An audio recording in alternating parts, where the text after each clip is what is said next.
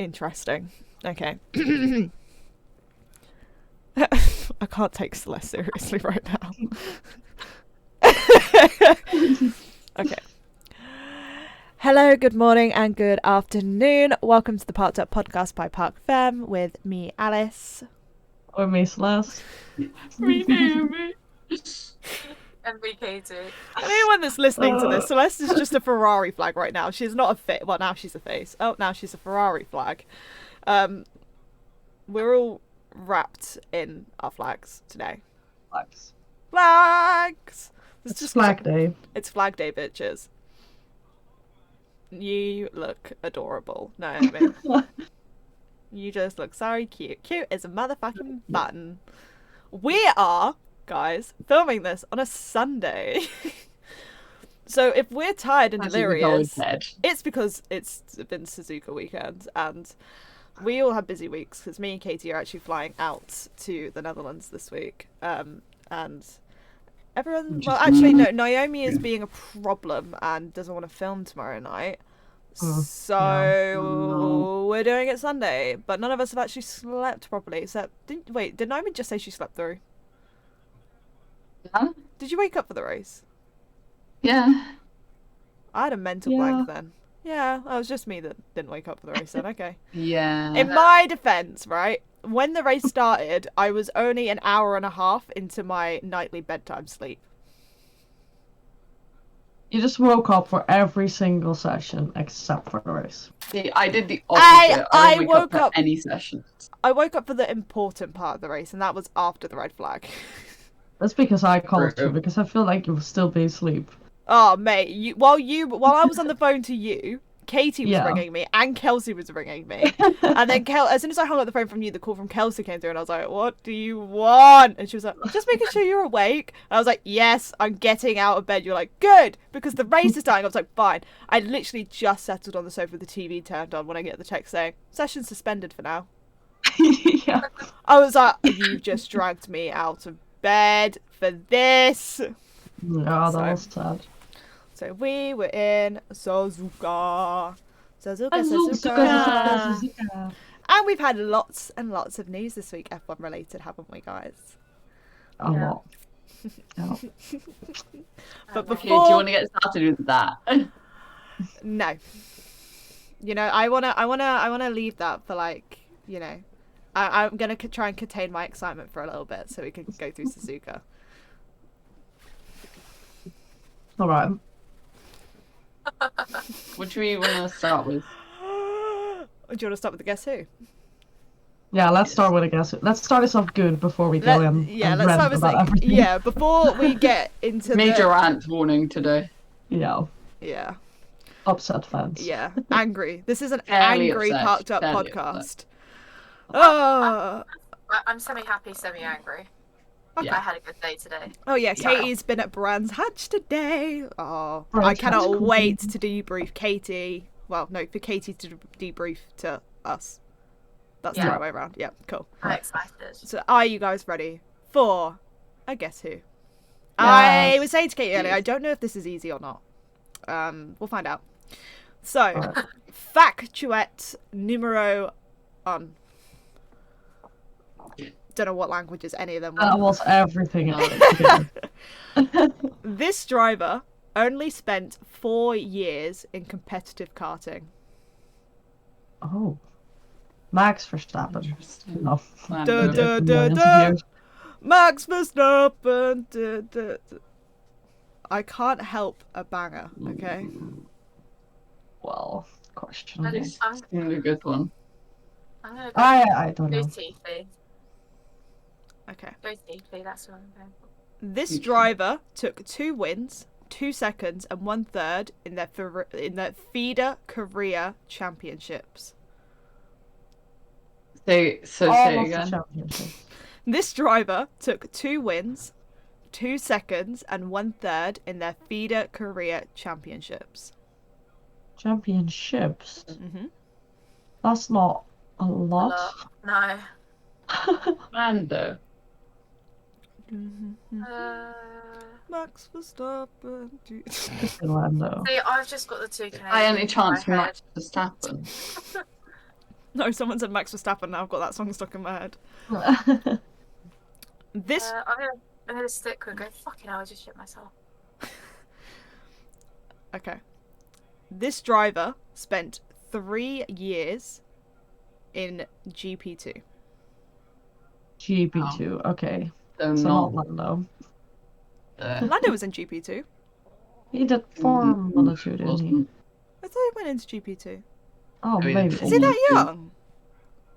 I He thought did 1 year. Formula. He was a rookie. In GP2. Thank you. Point Oh, proven. F2. Oh, shit. Jesus Christ. Maybe lost. Max Verstappen, I'm going with. This is one of the difficult. Canadians. Yeah, I'm either going Lance Stroll or Nicholas Latifi.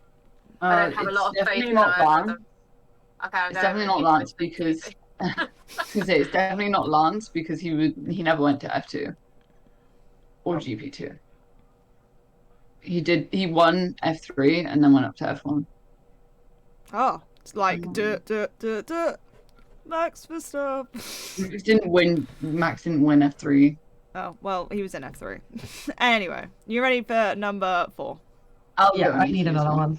This driver moved away from home at the age of 13 to pursue his career in racing. Daniel Ooh, Ricciardo. so it's a I'm kidding. I don't know. Kiwi. It's a Kiwi or an Aussie? That's Hang on. young, though. Holy shit. Hang on. Could be down. Now I'm going either Daniel Ricciardo and Marcus Armstrong. Because I swear there was a thing that he was like. Marcus wasn't in GP2. He did Yeah, but Formula. He is He's a a serious child. How old is he now? Wait, was one of the questions G? Oh, good. GP2. You know. GP2. Oh, okay, I didn't hear that. Sorry. Yeah, it was this driver spent 3 years in GP2. Okay, So I was gonna say. I'm gonna go with Danny Rick. Yeah, I was gonna go Daniel as well. I'm clueless. I'm going to spice it up now. This driver has competed in both Formula E and Formula 1. Oh shit! No! Right, so we have stuff. Okay, can I just inform? Can I inform? Marcus is 22. Oh, he's Yes, old. it is. Old? It'll make you. You just call me old. Guys. You walked right into that You're one. on You my paused that side. You're on yourself. my side of the 20s now, Celeste. Oh, shut up! I don't want to hear it. Any Okay, guesses right. before you get your final one? Any Well, we have- guesses? Yeah, We have wait. stuff. Let me think. We have Let me- Jeff. Who did brain it. Formula 1. We have. GP2. See, I was thinking like Mitch, but he never did F1. He did for the F1. What else do about- we have for the F1? I was gonna say, it must Wavy. be Stockholm. Why is she weird? Wimmy, Switzerland. There's no need for him to move away from home now. Stoffel Van Dorn. Could be I was gonna stuff. say soft, maybe. Stuff definitely. Oh, did I saw that. GP2. Excuse me. Yeah, I'm going stuff. I know he did GP2 and I was all. gonna go soft as well, so we'll go soft. Funnily The enough. final one. Alice has finally fucking won. Alice has finally Oh, fucking shit. won. This driver has officially signed for Alpine on a multi-year contract. Is it Pierre? Pierre Yo! Gasly! Fuck. Finally! That's why I was Katie. winking at Katie. Yeah, Katie, this should have been yours. I'm sorry, but. Oh, poor Katie. Oh, okay, it's not coming back anymore. This is it. Guys, this is the end of Katie for the Parc'd podcast. Oh, shit. Yeah, I thought he did you. way more karting, to be honest. Yeah, me too. He first dabbled in karting when he was 6, but he didn't actually join competitive karting until right. like Can I- 2009, and then he went up to feeder series by enough. 2013. In my head, I was like, oh, 2 wins, like, however many seconds, third place, like, it's definitely a pay driver just paying their way in. And I was just like, Well, that your words, not mine. Pierre Damn. Pierre Gasly is not. I'll look because it makes it sound bad. I can't. All idols. This is why I wanted to hold in my excitement to talk about the news. Because I wanted to segue into it by talking about Pierre Gasly going to Alpine. Yeah, so... Oh, wait, no. He started competitive karting in 2006. Yeah. And then left in 2010. Alright. And then he finished third in his only season in French F4 in 2011. In 2013, he won the Eurocup Formula Renault 2.0. In 2014, he then finished second in the Formula Renault 3.5 series. So he took third, and then a year where he didn't, podium, like the championship. And then he took a win, and then he took a second, and then in 2016, he then won GP2, and then went to Formula E in the 2016-2017, and then has been in Formula 1 since. I forgot he did. So he was only in feeder series from 2011 to 2016. So I'd say winning quite a few. Yeah. It's pretty good. I'm not doing the quiz now. Oh, okay. I was on the right lines with Mitch though. Yeah. Like they were in like the same time and stuff. Yeah. But seeing as Pierre Gasly has now officially signed a contract with Alpine for a multi-year, that means there is now officially a seat left at AlphaTauri, and it's only been given to who is going to be the next Dutch world champion. Is in fact Nick de Vries. Amen. I'm so happy for him. I mean, I think he deserved it when he won F2. I think he's always deserved Did you to be in see F1. the next Dutch champion? Mm-hmm. What about me? Well, is Robin Franz in Formula 1? No. Nobody's a world champion. Well, Nick de Vries was the first ever Dutch world champion. No, he wasn't. Yeah, he was. Yeah, he was. No, he wasn't. Yeah, Yeah, he because was. Formula E wasn't ruled as a world championship until the year that Nick de Vries won it. Robin won LMP2. Well, doesn't count. No one counts LMP2 That's not as single anything. seaters. Yeah. Oh, okay. Yeah. So Nick de Vries. That statement is going to come back to bite me in the ass aggressively. Anyway, I'm happy for Nick. Yeah, pick up Nick. He deserves Nick. it so much. Nick de Vries. Do you know what's really ironic? I think it's is that at yeah. Formula E, me and Celeste were like stood there. We were talking to him for like a good 5-10 minutes, Mhm. and we were like bannering him about him going to F1. He was like, no, I hope so. Hopefully I get to go to F1. Like, no, we'll see you in F1 soon. He was like, oh yeah, I hope so. I was like, I'll bring my flag, don't worry. And he was like, I'll make sure I look out for it. And now he is in fact He is there. in Formula It's 1. really, And that was it's only so what, nice 2 'cause months he's so difference? lovely. Oh, he's Yeah. so lovely. He's Oh, such a nice okay. guy, and he Yeah. has he had time for everyone. Like People he need saw to us stop with the calling flag. him old. 28 He is a is bit He had old. not time, old. like- You just said 22 is old. Okay. So you're like. And what? had time for everyone. We waved at him with our flag, didn't we? And was it him that almost crashed? Was that Yeah, no, it was him, Lucas, wasn't or was it Yeah. Antonio? I think it was Nick, wasn't it? Yeah, it was Nate. It was yeah. Nick. It we was were Nick. we Yeah. were stood we were stood Like- talking to him, and he was like, "Whereabouts are you guys sat?" And we were like, "We're sat on the as you come out of the attack zone, we're on the corner." And he went, "Oh, I did think I saw the Frisian flag there." He was like, "That would make sense." And we were like, yeah. He was like, I'll look out for you. And as he came round, he was trying to wave to us out of the car because he saw the Frisian flag and then nearly crashed. So I had to like straighten up the Yeah, car. he nearly lost the car by waving at us. He should have been Yeah, and a then bit more like Antonio Felix da Costa because he kept that under control. He came round and he was like, He was going, Mhm. Yeah. because he did really well. He could tell people just like going crazy, This and the people next to us were like waving at you, like Yeah. maybe. yeah. Casual. He was just saying earlier, he'd look out for us. All the drivers were like, I'm going to look out for you guys. I'm looking out for the Friesland and Belgium flag. We're like, good. So is our mate up in the camera. Legend. I miss him. Legend. And do you know what? Like, Do you know what he's a really legend. upsets me? I wish we'd got his What? name because we'll probably never see him again. I found him on We Twitter, have him on like, Twitter, a couple yeah. of months ago. What? He's on Twitter. But I think I've lost that again. I think I Because- can find him. Because I found it Yeah. from Silvo, maybe? Or was it Soul? I can't remember, but I bet I could find it again.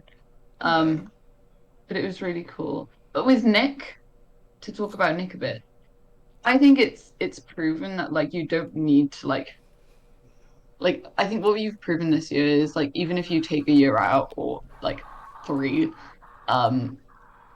you can still like you're still able to get back into the paddock. Like Yes. with Oscar, obviously we saw it with Nick. We saw it with Esteban before, but that was still like a really big shock. Bestie. There's rumors, I don't know if you heard, that actually that Nico Hulkenberg is gonna get the Haas seat. Yes, I I've heard about am just. If that happens, no offense, but he has had his time. It's not as if I he's. agree. I It's, completely agree. like it's not as if like Nick has left and rejoined again. Oh yeah. This is him Yeah. like debuting, right? that. But Nico Hulkenberg has had too many opportunities, has and there are had In my too opinion. many drivers Yeah. waiting for a seat to let somebody back who could not get on the fucking podium. I agree. in my opinion, Nico had his chances, and it's not like he shows he has potential, but he's never done anything with that talent. I think so obviously with Daniel, there's a high chance he's not going to be in the grid next year. It's not happening. And then he was like, okay, I'm looking for options for 2024. And I think if he came back, that would make sense because he has shown that talent, you know. Yeah. No, he's not like champion or anything, but he's like a multiple race winner. He's 8-time race winner. He's shown he can do it. He's shown he can provide points. He's shown he can provide podiums, wins. Yeah. I think he just needs to be given the right material and support, which I think is a really big thing for Dan. Yeah. I think one of the differences is that Daniel Ricciardo is out of a seat because there are not enough seats for him, whereas Nico Hulkenberg is out of a seat because nobody wanted him. Yeah. Oh, and I have more to say on Mick because I'm Mick. angry I want because Mick to there's stay just there. like there's a chance that he's not going to be there next year, and that I don't understand. I actually don't understand. I would like to make the point though, because everyone bypasses this when they talk about it, is that it was Mick's decision. Because people are blaming Ferrari and Haas, but it was Mick's decision. Mick broke the contract off. Mick said he wanted a run free from the Ferrari contract, which ultimately running free from the Ferrari contract means losing the seat at Haas. Because the reason he had the seat in Haas was because Ferrari put him there. Mm-hmm. I think Haas is still like considering him, but they're not like strongly. Well, we've seen a lot of the time that Gunther Steiner appreciates what's the word? Loyalty, that one. Yeah. And for Mick to want to remove himself from the Ferrari contract so he's a free agent to move to any team he wants, that shows Haas that he's not planning on staying with them long term. And why would they want to keep a driver that they know doesn't want to stay on long term? Like, I think Mick deserves a seat in like Formula One, like completely. He's a great driver, he's a great racer. But I understand why Haas wouldn't want to keep him on after the situation. Oh yeah, because completely. you want to build a team where like you don't want to be constantly swapping drivers in and out. You want a solid team that you can like constantly go in and win. Like, you know, Lewis and Bottas did it for, you know, years where they just win together because they work together, and you want to create a team dynamic where they work well together and win together. And if you know that you've got someone in your team that's planning to leave you the second somebody else offers another seat, it doesn't look good. But I understand why Mick would want to do it. Like, he knows he's not going to get the seat in the Ferrari for a long time. Ferrari are comfortable with Charles and Carlos as their lineup, which is fine. They work very, very well together. They're both good drivers, and it makes sense. And obviously, Mick doesn't want to be sat around waiting for like ever if it's not going to happen. So it's like, it's bitter. It's just, I don't know, leaves a weird taste because it's like I understand why, but I don't want to see him go. No, absolutely. But there are still 2 seats left. Mick to Williams 2023? Maybe. Who knows? I would make an Alex on a team would be like the nice guy team. Yeah. I would love that. But also, I hate to mention more about Nico. If he goes to Haas, we have Kevin and Nico in one team. That's gonna be funny. Like, I didn't even think about that. this? Because I it's didn't. like, Drive to Survive is going to be spicy. That's Yeah. what it is. because they've Yeah. never gotten on. No. But I That's- guess, think you know, Pierre and Esteban proved me wrong. that's so- that's my thing. Is that I think I don't know. I'm glad they've seemed to have put the problems aside. Yeah, but then I'm Mhm. scared that it's very PR to start off with, based. and Yeah. that it's just not gonna work. Well, Next year. isn't the rumors that like they fell out because they both had the same girlfriend when they were like 12? No offense, if you are grown 26-year-olds arguing still to this day over a girl when you were 12 years old, don't be on the F1 grid. If we know don't be on the anything F1 about grid. these F1 drivers, they are petty as. Yeah, some of them really are. Literally. Anyway, Esteban needs Pierre to make sure that Max doesn't come after him again. Yeah. Yeah, True. and he's got no affiliation to Red Bull anymore, so he can do what he wants. Yeah. Oh, Pierre has all that Red Bull anger bottled up that if Max even came anywhere close to Esteban, he'd be like, get away! Yeah. And I'll be like, oh, sorry, I didn't see him in my mirrors. Like, oh. he could The pull thing Max with Max- Lando at the That race. I was gonna say, because I wasn't watching qualifying, but I saw that when I woke up, and I was like, horrendous. what the hell? And the fact that he had the audacity to blame it on Lando Norris was the worst thing. Like, if you sit there and do something wrong, you hold your hands up, you admit it.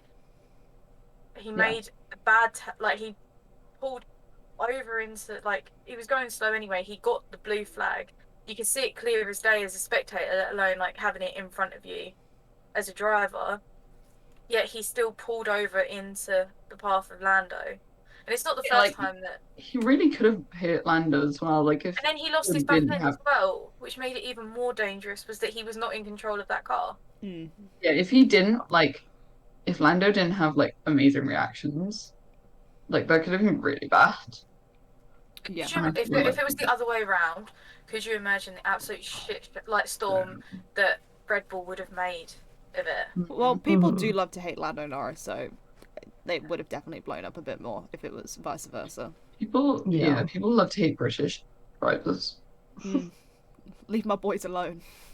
Exactly. I stand with the allegiance of the 3 Brits. Well, 3.5. Well, because Alex Albon's technically British, but he races under a Thai Oh, nationality. I thought you were just As calling you- people Yeah, I short. thought. No! No! Alex Albon is a British driver Yeah. in heart because he raced for a period of time under a British license, I think, question mark. Mhm. But obviously he races under a Thai nationality, under Yeah. the Thai flag. Nah, I yes. can't speak today. I've had 8 hours sleep since Thursday, okay? Races under the Thai flag in Formula 1, which I rate. He is an absolute legend, Alex Albon is, and he is the loveliest man. And if I'm standing with my British boys, he counts.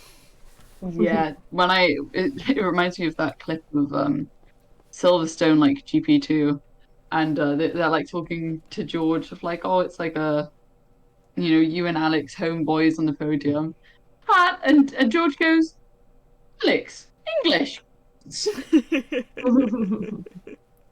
It's a brilliant video, but yeah, he's a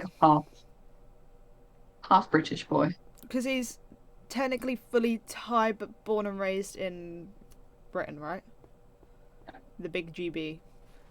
So he has full choice. It's like how Max Verstappen's dad is Dutch, but mum is Belgish. So Belgish. Belgium.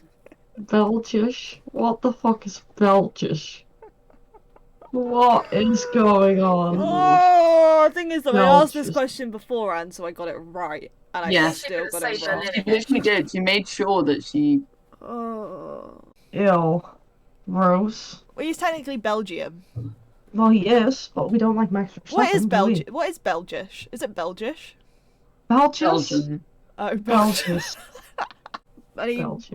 he was born and raised in Belgium, and he still goes under the Dutch flag. And I read up earlier while I was getting prepared for the quiz, that the reason why he races under the Dutch flag is because he spent more time with his dad than his mum, and he always feels the Yeah. Dutch people with him, which I rate. I'm gonna remember that. That Dutch seems like a is, very the big Dutch clue. are No, there is crazy. only There is- one Max Verstappen question in the quiz because it is World Driver Championship edition, and Ooh. we obviously have to put the brand new 2-time world champion Max Verstappen in it, who cannot catch a fucking break when it comes to getting World Drivers' Championships. Oh That's a my fact. God. Surely. That man Poor has guy. 2 World Drivers' Championships, and both are as controversial as the other.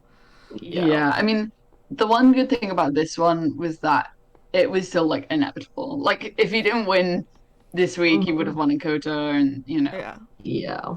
But the way it happened, I was literally telling my TV like, what? It was is- such an anticlimax because it was just, it happened and I was like, Yeah. oh, okay. Oh. Instead of going, oh my God, he got it, congratulations. Yeah. It was just like, I just remember Oh. thinking, I was like, they never like across the line, they will never get to be like Max. there will never the be a world board champion. radio of That like, won't He got happen. it. He got it last year. He got it last year. It's fine. It's fine. It traumatizes me on TikTok every day. They didn't tell him Yeah. though, did they? They Yeah. didn't actually tell him. No, they Well, did. well, there's all the videos- interviews. There's videos of him in the cool Yeah. down room. Yeah, And because they go- Yeah, so I watched it before I went to work because I was then 2 minutes late to work because I stayed to watch because they interviewed Max, pulled Perez over, Perez. was Yeah. talking go, to Perez, "Oh, wait." and then went, oh wait, oh, Charles got a 5-second time penalty. So, and then you could tell someone's talking this, and he went, Max, we've got to bring you back over. We've got to bring you back over. And Max is like, why? And they're like, because Max, you're a world champion. You won the world championship. Max is like, did I? What?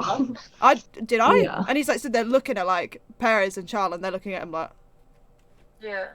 and they It were was like, just- what? because The video- basically, The video that I saw was in the cool down room, and they're going, oh, Yeah. well Yeah, done, that was man. after Yeah. that. Yeah, And after he's that, going- he went into the Yeah. cool down room, and they were like, how are you going to celebrate being world champion? He's like, I'm not. I'm Am not I? a champion. Am he I? goes, are you sure? Like, are you Are really you sure? And like there's a pictures of I think it's Jonathan Wheatley, and he stood at the Red Bull pit wall, just going through the rule book, literally Yeah, going yeah, through yeah. the rule book, trying to figure it out, like Red for like Bull during the is whole a of rule book? It's because I know. it's because we've all And witnessed funnily it. enough- We've all witnessed it once when a team got really really excited thinking that they'd won the world championship and actually in fact lost. yeah, and funnily enough, Mitt were also figuring it Right. out And at the Celeste exact was same like- time. Sorry Um, about yeah. that, Celeste. By the way, No, that's sorry. fine. Not all of us Mm. can celebrate championships in Championships. the 2010s. It's okay. It's okay. Yeah. Yeah, it was very confusing because I saw an interview with Christian Horner like way after the race, and he also said like we didn't even know, and then it got told to us, and he was still like not believing it and checking it and Yeah. checking it until like he realized he is champion. So it, very weird Because situation for even them. we were trying to figure out the rules because obviously, essentially now, if the rule book that's in place currently right now was in place last year, George Russell would have got full points for finishing P2 at Spa if the Yeah. rule book Oh stood. God, you're right. Which is exactly the reason why the rule should not have been changed. Because as much as I love George, and it made me so happy to see him on his first ever F1 podium, he did 2 laps behind the safety car and remained in position from where he qualified. And, do I think if he raced the race he would have finished P2? No, the Williams was not capable of that. And obviously it would be like really nice to see him with the full points. You shouldn't be able to get full points for finishing that way. And obviously with the rulebooks now stand is that the 25, 50 and 75% rule only stands if the session is suspended. So even if the session finishes under a safety car, it counts. Which is why Spa would have counted last year to full points. So it didn't matter how many, like even if it was like, it was a 30-minute race today or something like that? 40 minutes? Yeah, 40. 40-minute 40 race minutes. where it, you didn't even, I think someone said they didn't even complete 50% technically. Yeah, Uh, we They technically did. completed 28 laps in the end, but that is with the 3 laps at the beginning, which wasn't really 3 laps. Yeah. So the old rules would have ruled that as like I think it's half points or something. That might be slightly wrong. Which obviously, if he'd have been awarded half points, he wouldn't have won the championship because Charles would have still technically been in contention. Confused. Yeah, which is where the confusion at one lies. point. Because this is the first time that new rule has been used, obviously, because it only came into play March of this year. So it would make sense to be confused, and the last thing you do want to do is, you know, celebrate and then get told, actually, no, You're not. There was like a small moment after that, like we didn't know, like we thought they got it wrong. And that was the moment, oh my god, they just told him he's champion and they didn't, and like it was wrong, and it was like, and then he got a really but cool it's crazy. That was so weird. That was so weird. That was felt so uncomfortable. I'm so glad. Yeah, he was like, I'm lonely in here. Yeah, I'm lonely. I'm off. Yeah. Do we want to talk about the elephant in the room? I think we're going to have to talk about the elephant in the room, but I don't think Katie really wants to listen to another sad Pierre story today. Katie is deafened herself. Deafened herself. Okay. Brilliant. Our man Pierre Gasly received a 20-second time penalty and 2 points on his license for the FIA's mistake, because the FIA like making mistakes and blaming everyone else. 2 points on his championship, like his 2 points on his championship. There you go. Yeah. Deduction. Wait, really? Yeah. I thought it was on his pen. Oh, I thought it was on his license. Damn. I thought it was championship points deduction. God, guys. Thank you. you. I'm only going from what my sister read me out as I was driving. I was like, yeah, that's cool. I've got BMW up my ass. I really don't care. But yeah, for anyone that doesn't know, the FIA is shit. There goes all potential for me ever, you know, working in Formula 1 out the window for saying FIA is shit. Yeah, they're fucking shit. So, essentially, for anyone wondering, Carlos Sainz went off in the wet, went into the wall, ricocheted out of the wall and onto track, and then into, like, the bit off of the track, didn't he? Because he came across the track. He was, like, half on track, but he was, like, his, like, front wing and everything was on track. Yeah, so he came across, the drivers all went by, safety car was pulled. Safety car was going round. Pierre was catching up with the safety car while the double yellows were being waved, and they were under safety car. In literally the space of a second, the double yellows changed to the red flag, and there was a tractor in the middle of the fucking track. Now, they may be Formula 1 drivers, but I don't think anyone's instincts are that quick that in like milliseconds you can reduce your speed from to that. Especially in wet weather. Yeah. They can't see anything. That's how aquaplaning works. Yeah, Lando said in his interview that the max they can see with this spray is 10 meters. So if you see something 10 meters in front of you, it doesn't matter how slow or how fast you go. If you brake, you will lose the car. There's too much water. So 10 meters in front of you is nothing, and Lando said you will always be too late. Doesn't matter how fast or how slow you go, you will always be too late with this spray and this visibility. So the crane being on the actual racetrack, like it was not recovering anything in the gravel or in a corner far away, it was on the fucking racetrack.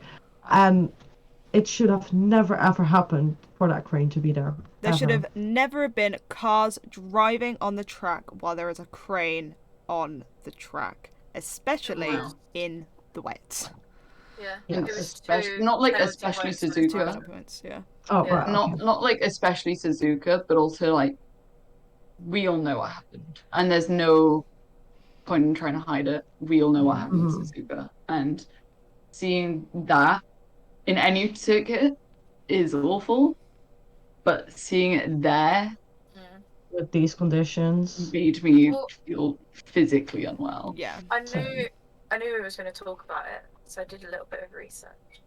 And I've been going through different quotes. And as by research, I mean, I'm on Twitter. So I got them too! I just have notes from what I wrote this weekend. He, hang on, I've got the FIA's thingy up, by the way. Okay. Hang on. Okay, which says from the stewards to the team manager of Scuderia AlphaTauri at 3:17 p.m. The driver and team representative are required to report to the stewards at 6 in relation to the incident below.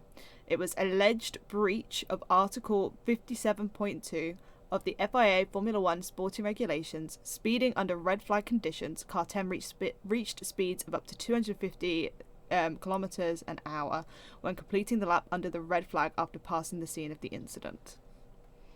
Yeah. Because they're technically giving him the 20 seconds for speeding after the incident, is what it says. Yeah. After passing the incident. So they've just gone, okay, we hear what you're saying and that you're upset, but like, we're going to penalise you for something that happened after that, and we're not going to actually listen to what you said. Yeah. So Pierre Gasly tweeted, and he put, glad to go home safe tonight. For the respect of Jules, all his family, and for our safety and the one of the marshals, there should never be any tractor nor marshals on track in such conditions with such poor visibility, period.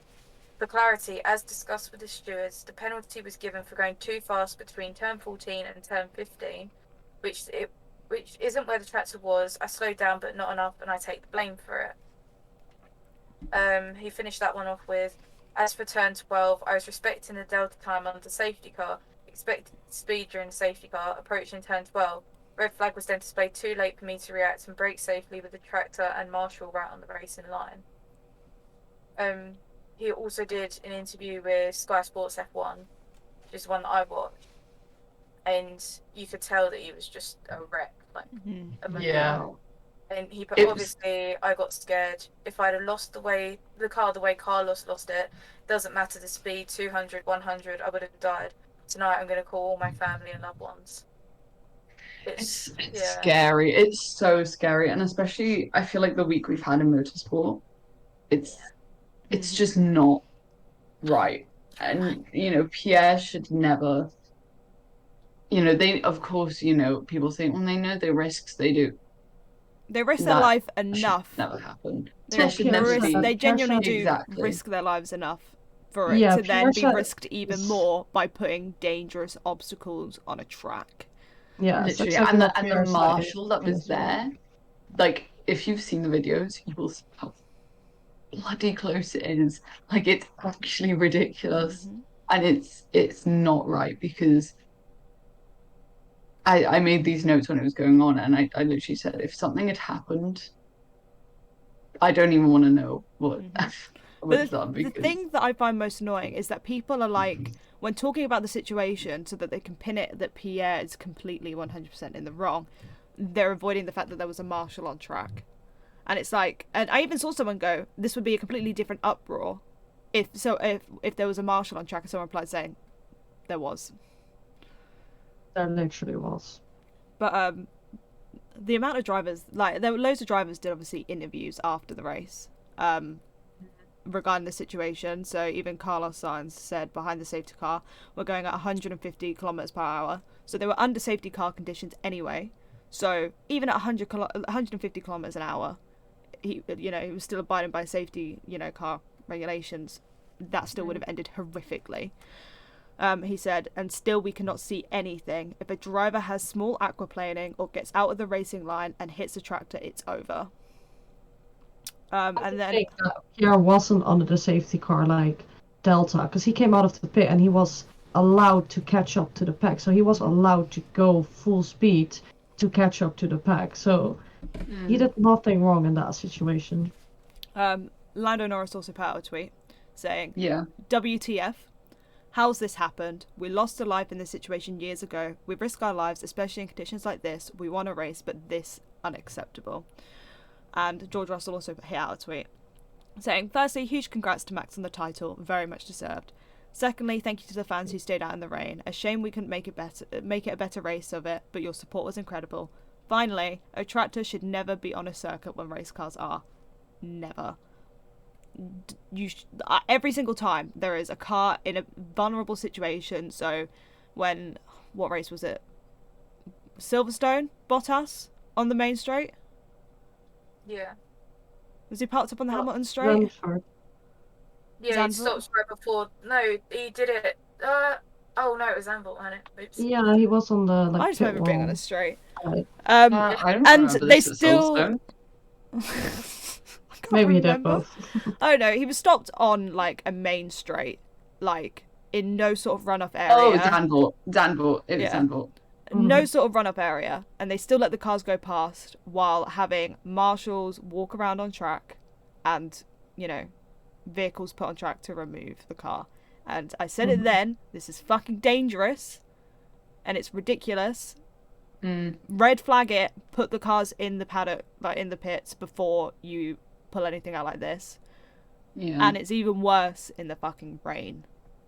Yeah. Definitely. Even in the days before, Alex Albon said in an interview that Sebastian Vettel, in a sort of meeting or whatever it was, he said to the FIA, he like filed the thing of what happened in Singapore, and he said there shouldn't be any vehicles on the track while the cars are on the track. He said it before, like days before this Grand Prix happened. He said this in the meeting, and then still we get to this point. Safety should be the biggest concern.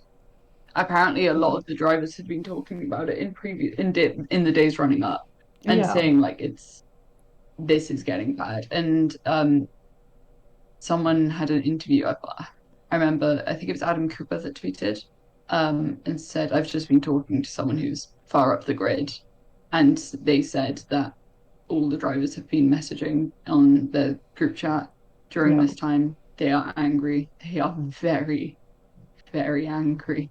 And we actually saw like the similar situation in Formula E earlier this year. I don't know if you guys remember, it wasn't raining, but Diriyah, when I can't remember who crashed, and they had a crane on track with the cars going around, and the cars hanging above the other cars. Do you remember? Yeah.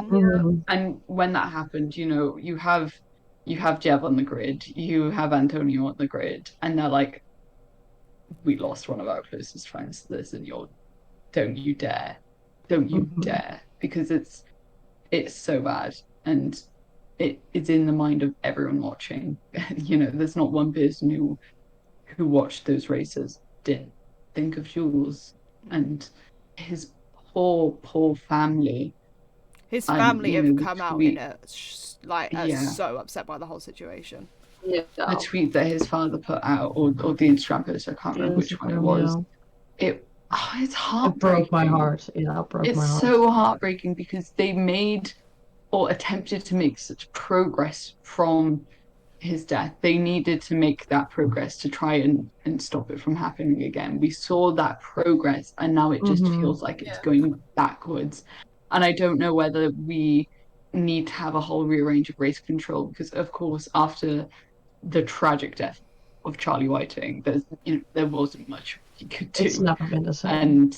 And you know, you put Michael Massey in, and he was good on the safety part, but maybe not the managing part. And then you have Niels Vitic and Eduardo Freitas, and they're both coming from championships that work very differently to Formula One. Like in World Endurance Championship, you can have a crane on track at the same time as a car, because they've worked it out in a certain way that it is acceptable, but they would never do it in a wet race. Yeah.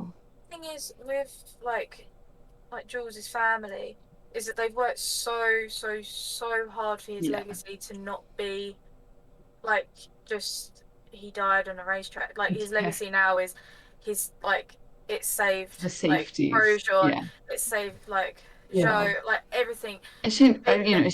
Just been tarnished. Yeah, if something had happened today, the whole thing would have been tarnished again, and it would have been starting from the start again.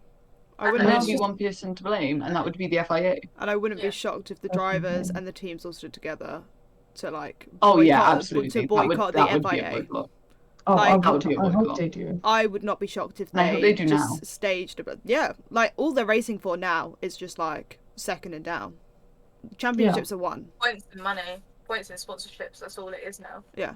I think it's gone to the point where the drivers are sick of it. And I want Seb to enjoy his retirement massively, but God, please get him into a race director's room, because he's actually let Seb run the FIA. Yeah, and with the Sky, so if you don't know, there was a lot of complaints with the way that Sky handled it. Yep. With basically blaming Pierre, and there was one person. But my boy. there was one person who stood by it the whole time, and that was Jensen, because he's someone who's been on track in this era, who's actually raced at like a competitive level as well. You He know, was he knew, and he was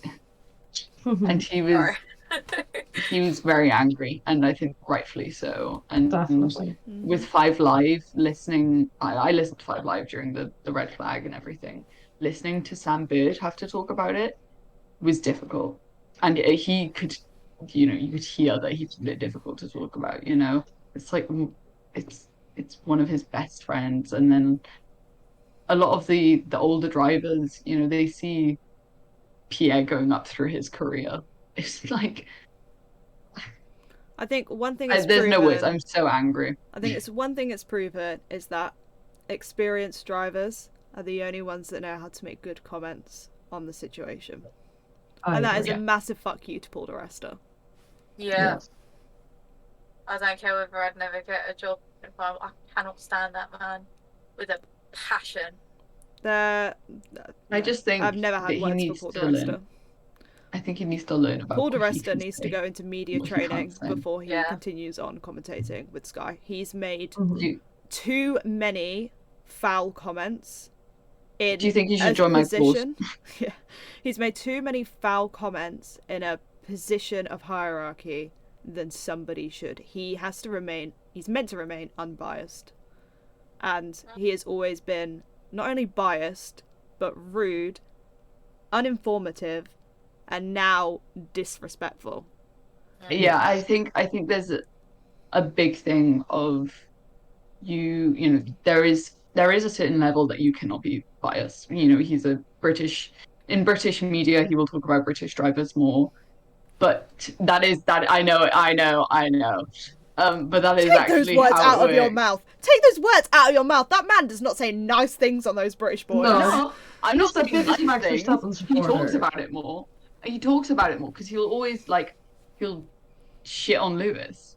I've never seen someone more far out Red Bull's ass. Literally. It's dreadful. Literally. I'm all for, obviously everyone's always going to have a favourite on the grid, but when you are commentating, when you are presenting, you remain unbiased through and through.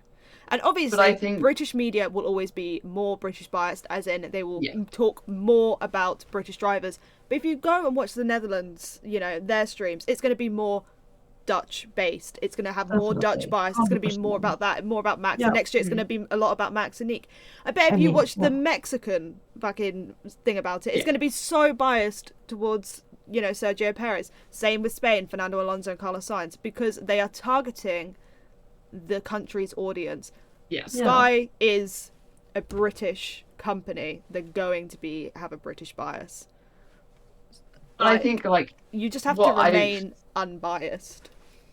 And I think what I've actually been studying this week, timing of it is how you're supposed to deal with death in media. And there's a lot of things that I've been taught, and I'm watching Sky, and I'm just they're just doing it wrong. Sky have, I think, proven time and time again that they have no regard for whether a driver is not dead or alive. That's very no, it is true. They don't have a lot of concern. The freaking Bahrain crash with Roman Grosjean in that barrier, I watched the crash over 20 times on replay with no choice of watching it before they actually went, oh, we've actually got the clip queued now of him jumping out of the fire. There was no update. They still waited until sort of 10 minutes after it was announced to the rest of all the drivers and that lot. I was looking on Twitter. I found out on Twitter first that Roman Grosjean was live before Sky Sports decided to stop showing the fireball and actually go, oh yeah, by the way, he's out of the car, he's alive, it's fine, it's just burnt. You don't do that out of courtesy and respect. You don't show his family is sitting there and watching coverage of it, and you're just showing him crash into a barrier at God knows what speed and erupt into a fireball over and over and over again. But it was the exact same with that Silverstone crash as well, with Max and Lewis. They just showed, when I watched the race back, that's all I saw was a repeat over and over again. They even used the crashes for advertisement.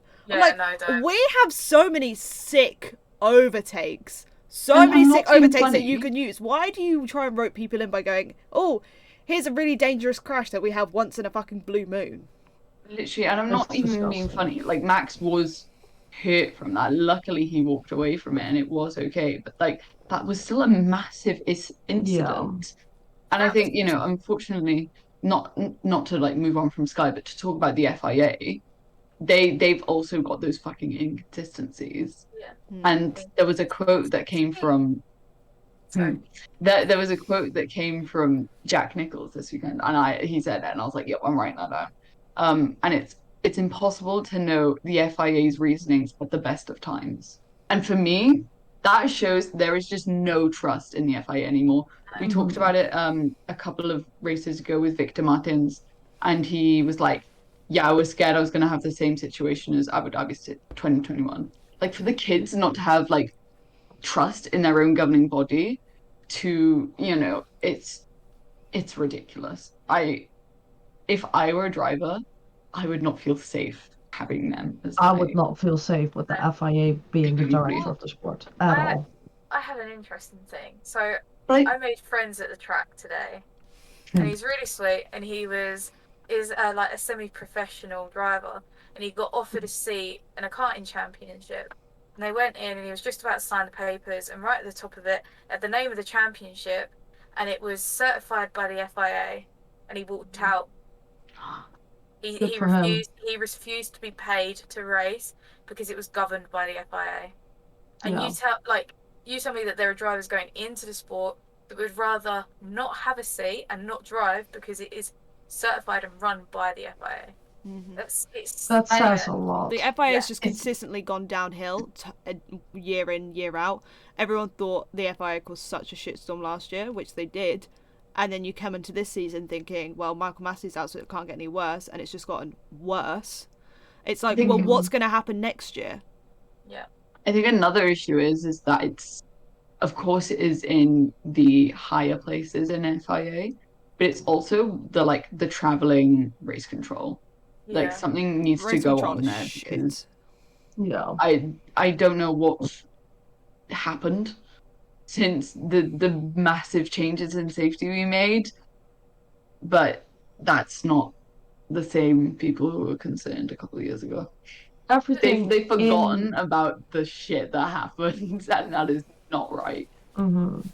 Yeah, I'm everything angry. in and I'm around the FIA is just pointing at them not caring for the racing. Like, the safety is not putting as a priority. The racing is not put as a priority. The money actually is. Just the priority of the FIA is not the racing anymore. It's not the safety. We get 6 sprint races, what no one wants. We get weird as fuck race started in Singapore waiting for the track to dry. Like, why do we have wet tires if we not drive them? We run FP2 and FP1 in Japan in wet conditions. Everything was fine. We come to the race. We again wait so long that we go out in inters instead of the wet tires. There's just, the FIA just does. I feel like the FIA doesn't care anymore for the sport. This might like come it used to across have. as slightly controversial. And I don't want Formula One fans that have come from Drive to Survive to come for my throat here, because it's genuinely nothing against them. Because I think it's fucking sick that Drive to Survive has created so many fans. But since Drive to Survive started, I think Formula One has seen how engrossed people get in the Netflix series because of the entertainment factor, that they're trying to create Formula One into the entertainment factor, which it's not. They should just leave it alone. It is a sport. If people only want to watch F1 for the entertainment, then they can watch Drive to Survive when it comes out every March. Yeah. If they want to watch it because they enjoy the sport, give them the fucking sport to enjoy. And if you don't enjoy the fact that Netflix is getting the accreditation for Drive to Survive, create your own fucking series on your own bloody platform. You have F1 TV for a reason. Create your own Drive to Survive for F1 TV. Yeah. You know what we were saying about like adverts showing. Sorry, it's just come back to my head. No, you said the word adverts and it reminded me of something I was gonna say. So carry on. Yeah, like the adverts showing like crashes. It's the one thing that you heard me repeat it so many times. So let me try that again. When we were at Formula E, they had obviously all the big screens everywhere, and they kept on replaying the trailer for this season. Oh, The trailer yeah. for this season Oh, is the it's worst bad. thing I've ever seen in my life, because it starts off with that crash from last year.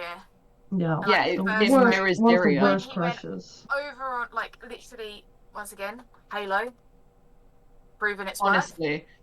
And And they that capitalized was the on scariest moment. But the way was they also put so that in, bad. like it's not just the crash. No, there's a bunch of sound effects over it that make it Yeah. even more spectacular. There's He lights, there's he climbs out of flashes. the car and starts running.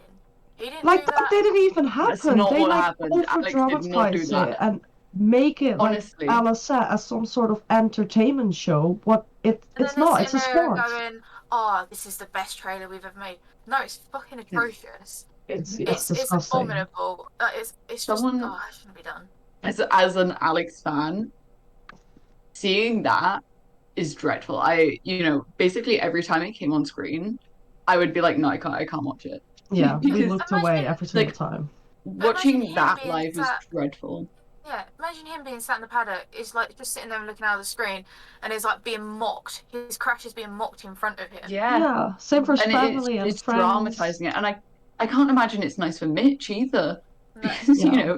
he was the one that had to watch that happen to his best friend. Like, it's crazy. And just seeing them try to, like, I've always agreed, and MotoGP do it too, and it bugs me. When you're watching BT Sport and they put on advert for all the sports that they, like, actually cover, the only thing they show about MotoGP is the crashes.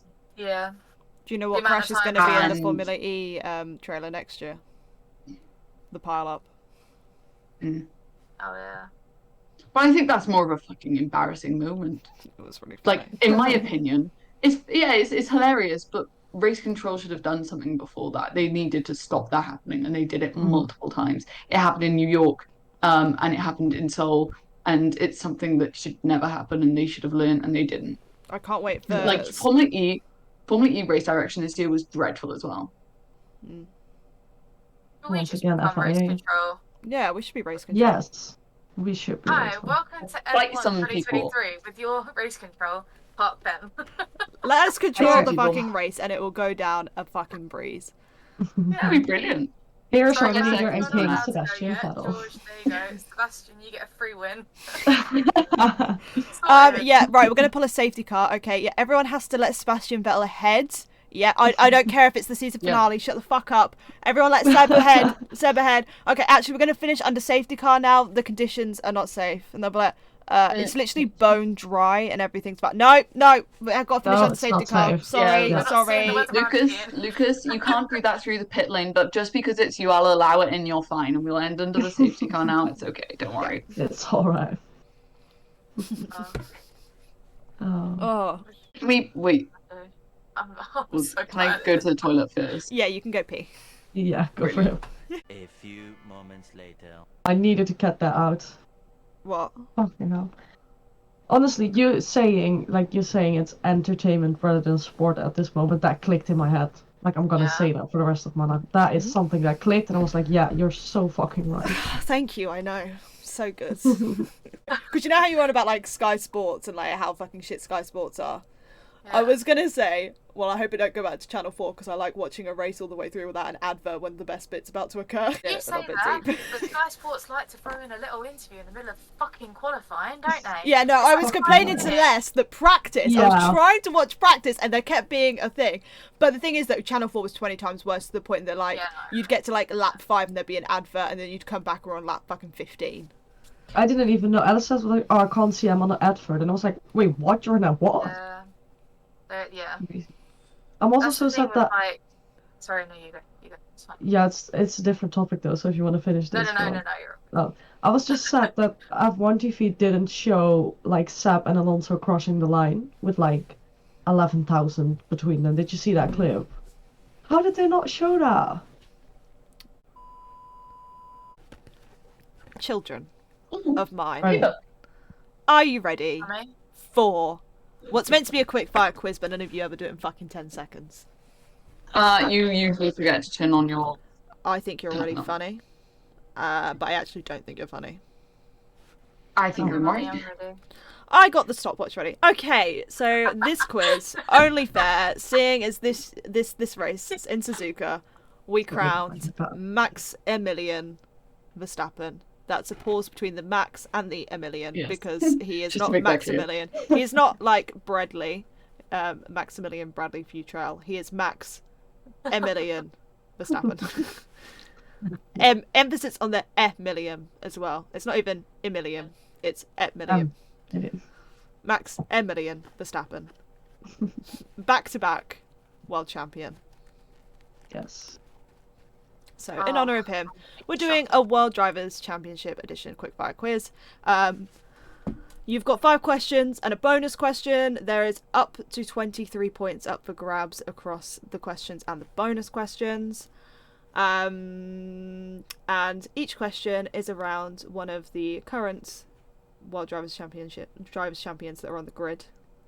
And then, obviously, I had to throw one in for the GOAT. So, you know. So, Oh, lovely. question numero uno. What was the main colour of Lewis Hamilton's lid when he first joined Formula 1?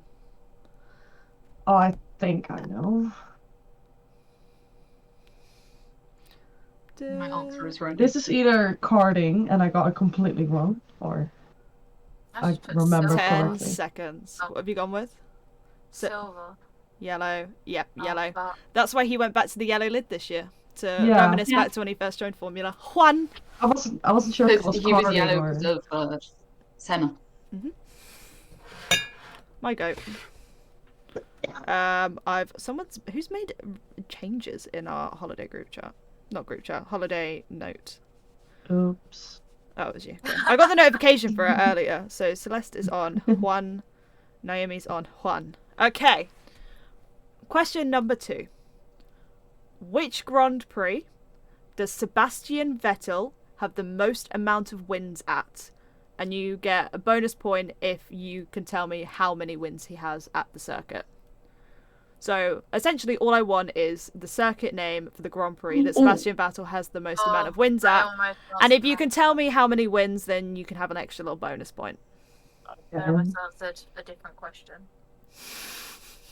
Do you want me to repeat it for you, Katie? You got it now. No, I completely understand. I'm just so sleep deprived that my brain's not working. 10 seconds are up, Beaches. Hit me with it. Oh, shit. Okay. Singapore Yeah. 5. Yeah. Singapore For car number 5. 5. I put Singapore, but I put 5. 8 because I was on the whole, you know, they put the thingy out saying that Max didn't beat his record of like consistent wins. Yeah. It was, in fact, Singapore and 5. But I got 5 for Singapore. car number 5. Not Singapore. Number 3. Since joining Formula 1 in 2001, how many other series has Fernando Alonso raced in that's not including Formula 1? I just need the amount, and then you can have a bonus point for each, if you can name each series he's been in. Like, since joining in 2001. I'm definitely let me missing one. This is going to be less than 5. This is the ones I know. But I think it's more than that. Yeah, but you do get, if you can name me the series he's raced in, you get a point for each series you can name. Yeah. The 10 seconds are up, but I'll give you guys writing time. 2, Oh, yeah, WEC, I got- Oh. Indy. Hang on, waiting on Katie. I put Nice, Naomi. 4, and I just put endurance and then WEC. You're So I wrong. thought, It's actually 5. Yeah, see, I knew it was a lot. This is just the only thing Katie, I I'll could give you a point of pity for being close. But Celeste Thank and you, I need all the hang on, points I can Celeste and Naomi get 2 because it's WEC and Indy, and then you said World Endurance, so you get 1 as well. So he's raced in Indy, the 24 Hours of Le Mans. Oh, I thought I was That's not a championship. Oh my god! Okay, it counted. It's not a championship though. Sorry, That's should not I a go championship. championship/series then? There you go. It's also not a series. No, it's not a Slash series. races. It's a race. Oh my, fine then. Katie is bang on the money then. Yeah, that it's 4. You literally just gave Katie the straight dub there. Yeah, that's fine. Well, she's right. At least it would be right. WeatherTech sports car, WEC, Oh, and then Oh, that's IMSA. and then Dakar yeah. Rally. of I course. was gonna say So So rally. then course, they of corrected course. it. So Katie, thank them too because they just gave you the point straight up there. No, I congratulate Katie because Yeah, No, I At least she's genuinely was right. gonna it's not say one of my rally. quizzes if I don't get something incorrect. You are? Can't believe I missed I the was car. gonna say rally because I had this this background memory of my dad showing me a clip of him rally. Mm-hmm. But then I was like, no, sleep, stay, get him. Carlos Sainz Senior. And I was like, you know, it's just like Yeah. everything's a blur. Everything's a blur at the moment. Oh no. Okay, so this next one, I'm Oh. going to give you 5 up and 5 down. Okay. Okay. Max Verstappen became the youngest ever Grand Prix starter when he joined Formula One. But how old was he? okay. So the years and the days. And I'll give you So, I'll give you 5 up and 5 days? down. Yep. Christ. Days, How I many have years and no how many days? clue. Well, I can try and figure out the months if you're going to give me months. I have no clue, so I'm just going with a random number. Me too. 10 I think the year, know. it's not the day. I wanna say- Seconds are Oh shit, I think I got it wrong. I'm between 2 years. 17 I years and put- 53 days. I'm not scared, it was actually 60. 17 Right, years 17 and 305 days. 105. I put 17 and then 5 months because you said I could put months. How many days are in 5 months? That's 30, 60, 90. 17 years and 166 days. I would say Katie? Katie's basically practically bang on the money with that being 5 months. Katie gets the points there. Because I agree. that's what, 30, 60, 90, 120. It's something around that. She's 150. closest. Yeah, so, 120, 150 something. Yeah, there you go, Katie. Yeah. Oh, thank you. Nice, you're doing very well. Katie gets the point. I was between 17 and 19 because I couldn't remember what the youngest was, but it's 19 that's champion. Yeah, Sebastian. Yeah. Yeah, Vettel. Sebastian was I was- 19 and is champion, and Max was 17 as the youngest star. Yeah. Like, yeah, okay. Then I just get them mixed up. It's fine. See, Katie had a slow start and now she's catching up. She No, is doing It's gonna amazing. go downhill now. Okay, so the last question before the bonus question. Exactly. I'm really sorry for this question, Celeste, by the way. No. Oh, Michael God. won the Formula One championship in 2000 with Ferrari, making it Ferrari's first championship since which year? Oh, God. And I'll give you a year up and a year down. Do you mean driver or constructors?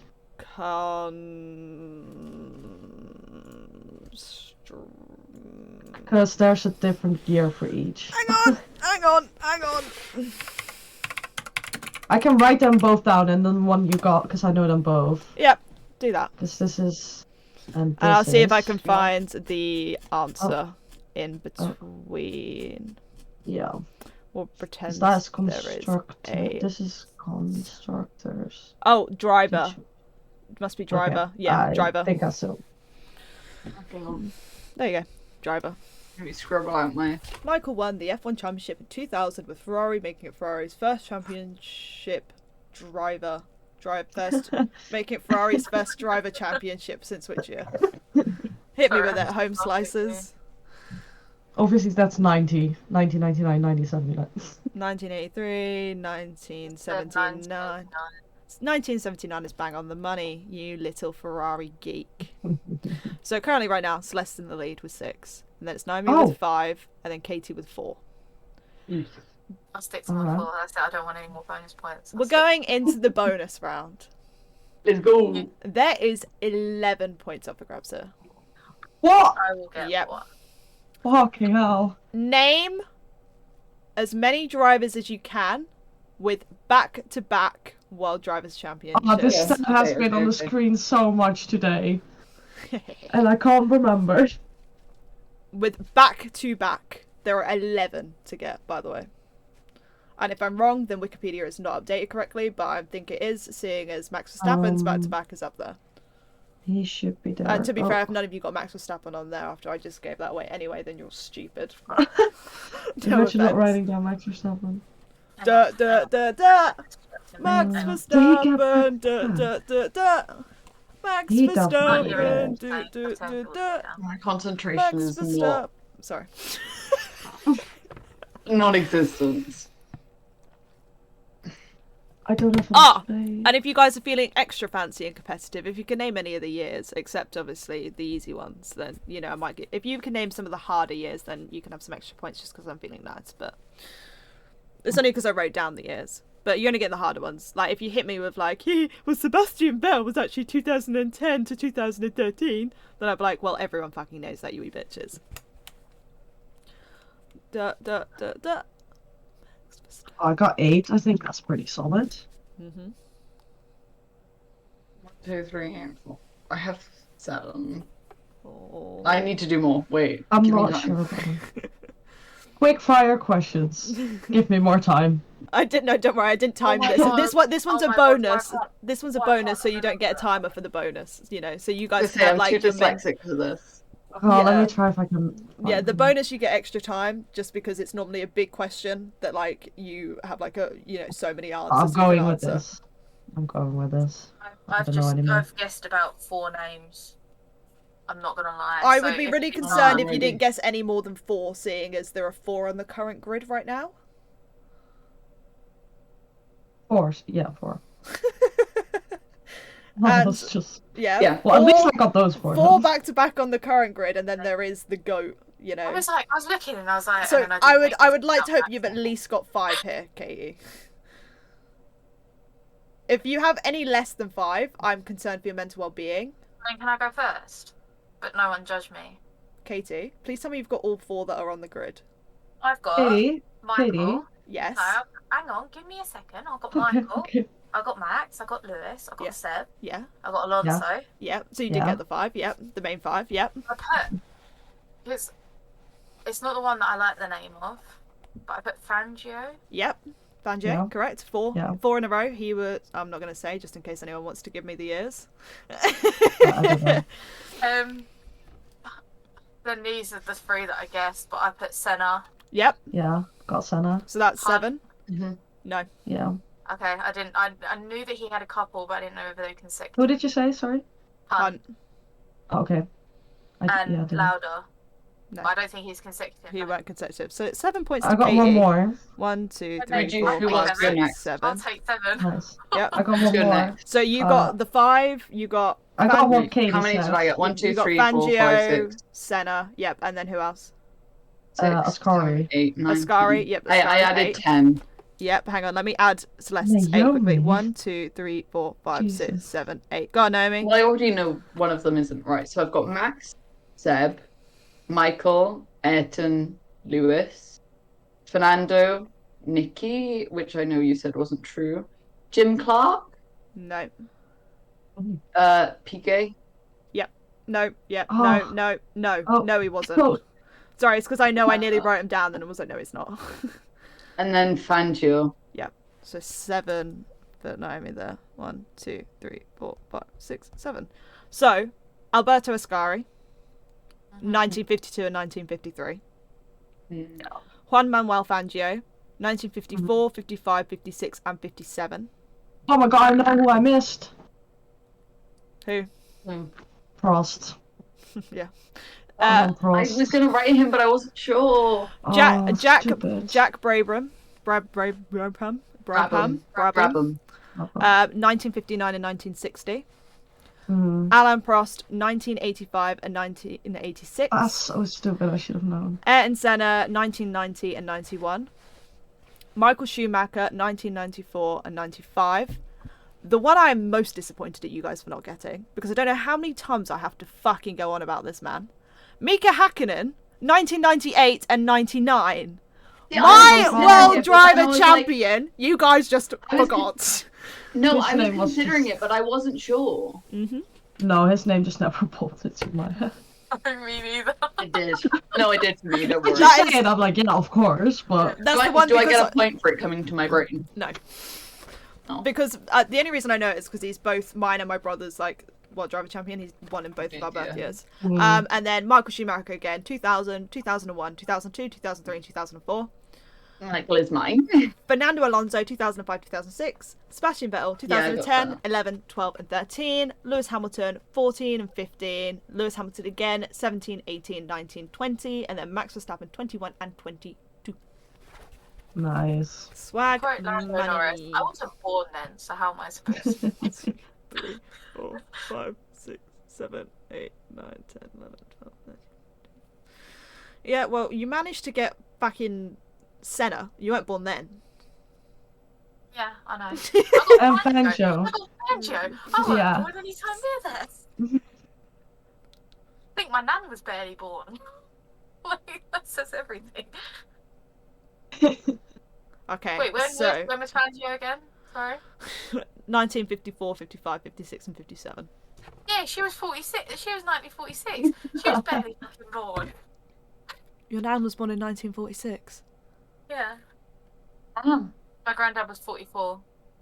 You have young grandparents. My Yeah. granddad was born in, I want to say, oh, this is going to make me sound really fucking old now, isn't it? I want to say it was 1920 something. I think mine was 30 something, but I'm not sure. He turned 100. No, I'm okay, I'm wrong. Or maybe I'm not. He turned 100 No. 2 years ago. Maybe 40s as well. I'm not sure. 1920. No, it must have been 1920. Mine may be 40s as well. It's 30 40s. Well, he would have turned 100, but he is in fact no longer with us. So Yeah, I think my nan was like young 20s when she had my dad and his sisters. Sorry, let's just start off a bit. well, in P3 this week we have Katie Forehead with a great comeback to 11 points. Definitely. Thank you, I'll take that. Because in second place we have Naomi Newman, who finished on 12 points. Talk about finishing points. And in P1 it's the classified nerd on 14.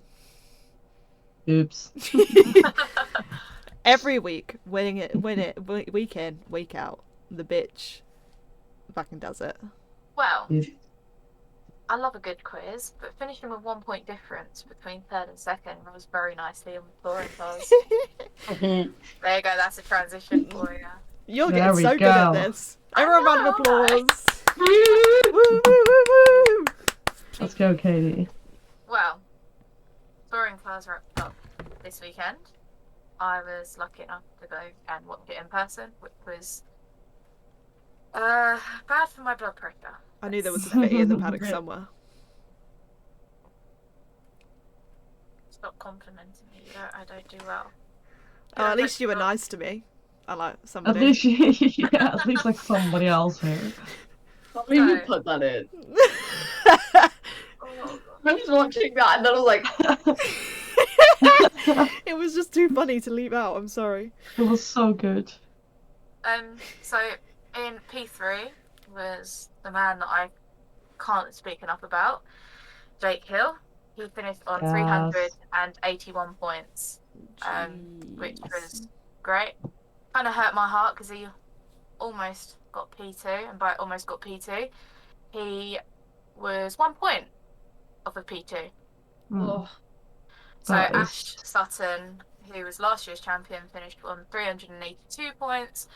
And for the first time in his career, Tom Ingram, whose nickname is Tingram, and that is all they will call him on the grid, is Tingram. And I sat there like, who the fuck's surname is Tingram? And realised it wasn't. On 394 points, and he won that in the final race of the season. So 30 races, and it went down to the last lap. Insane. The last race, yeah. Honourable mention to Jason Plato, who anyone who sort of followed touring cars, if you don't follow touring cars, is a phenomenal driver. While I'm talking, I'm going to try and find my program. No, but he has something like almost 1,500 race starts or something. yeah, he's unbelievable. Damn. He's Jesus. been competing for like 25 years in touring. Like, just Wow. 25 years. Yeah, he's insane. And he retired It's his last race. Oh, that's last quite race emotional, today. that. Yeah. So he was sort of doing his last like formation lap, and he was waving out the window at everyone. So you got to hand it to him. It's sweet. But so this is going to be very mix and match because I'm so tired. Race 1, the champion himself won. He did very, very well. He got pole in qualifying, which was a nice sort of putting in a position. Because he was third, I believe, going into. He was a position going into that week. I don't know where he was in the championship. I can't remember. So it was What just kind of ignore that. position? A good position, if you know what I mean. Yeah, no, I'm kidding. Pierre Gasly. Oh my god. He did not just do that. That is. I'm blushing. I'm really My face has words for gone so that. red. I'm sorry. I'm just impressed by how quick on the money I was with that. Oh Right. damn. He's over the season. Bear in mind, he's finished first.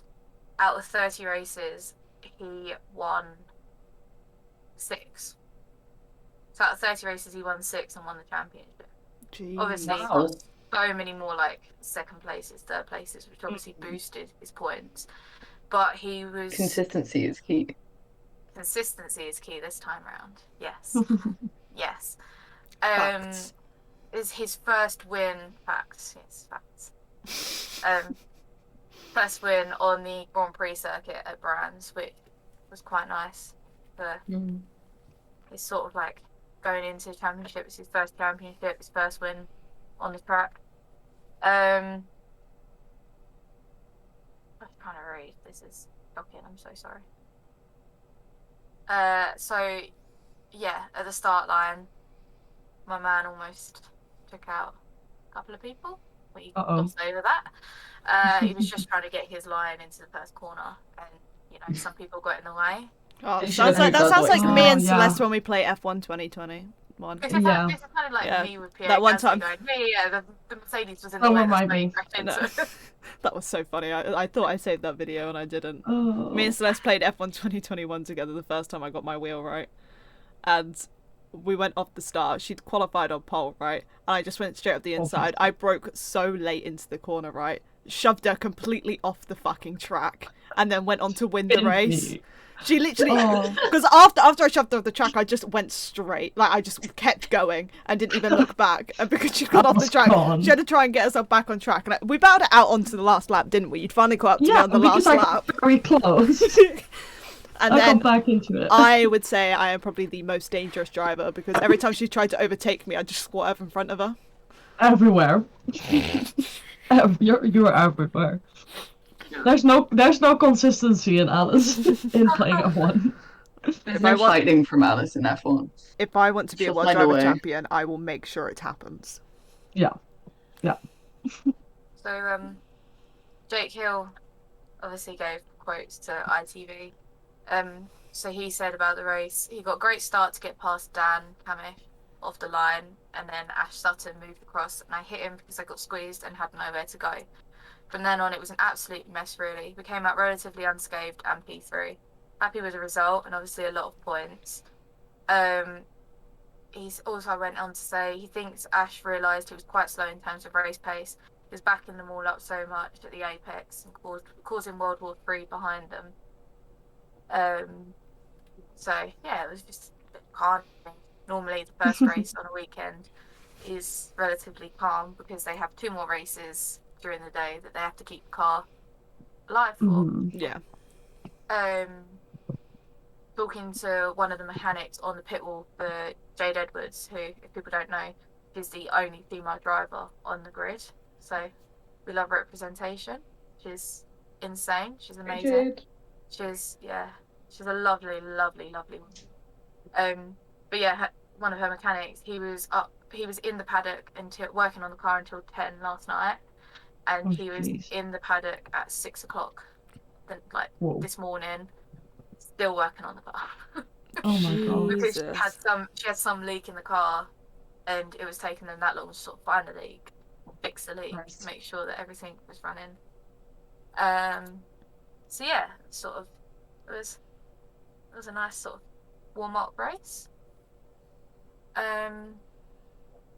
Then surprise, surprise, race 2, Tom Ingram. It was the same. So sometimes they reverse the races, like the grid, partial reverse on the grid. For the second race, but because it was the last one, like the last weekend, they just said we'll use the results from race 1 for race 2. So Tom Ingram again went from lights to flag and won it again. But credit where credit's due to Jake Hill, he put pressure on. Like, I've never seen him race like that in person. Like, he had a point to prove, and that was that he could race. Like, you're not there because you got a pretty face, you're there because you've got some sort of talent to drive.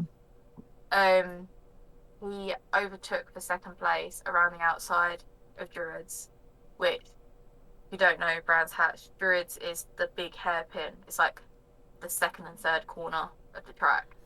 You don't normally overtake there because the outside line is so slow, and then it sets you up wrong for the next corner. But no, he did it. And when I tell you, I was looking through my fingers, my hands over my face, and he just sort of come home from it. Yeah. I haven't had time to sort of go and sit there and think, well, that This happened. happened. Yeah. But race 3 had a partial reverse grid. So Jason Plato, as it was his last race, got given the honours of picking the ball out of the pot of what number. Interesting. So it would be within, so it's from 1 to 12. They have numbers for the balls. What? I just never heard of that before. Oh, sorry. I was like, have you got news on your phone?